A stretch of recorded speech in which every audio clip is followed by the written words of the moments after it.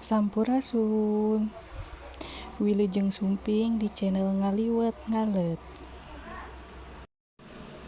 Nah, ayeuna mah Neng bade ngabahas heula tentang pertanian.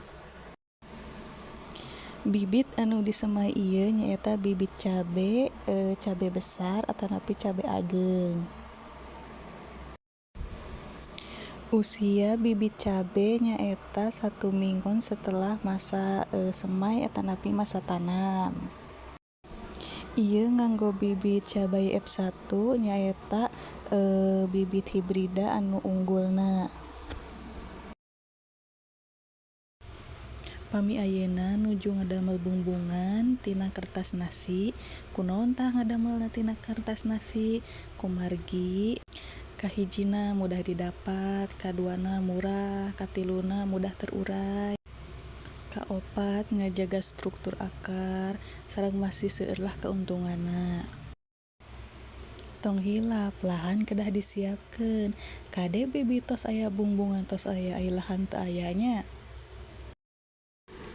Nah, ieu lahanna tos aya sareng tos aya pepelakan anu sanes.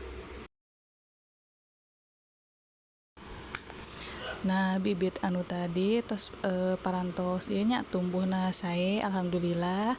Nah, ieu usiana nyaeta 28 dinten saatos masa semai.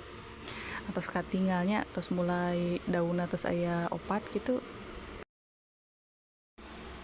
Pami ieu nuju nyiapkeun media semai nyaeta nganggo tanah, abu, teras kohe ayam, kohe domba nyaeta perbandinganna 1:1. Ayeuna nuju proses pemasangan mulsa kanggo di lahannya. Alhamdulillah parantos dipelahkeun oge ieu bibit cabe.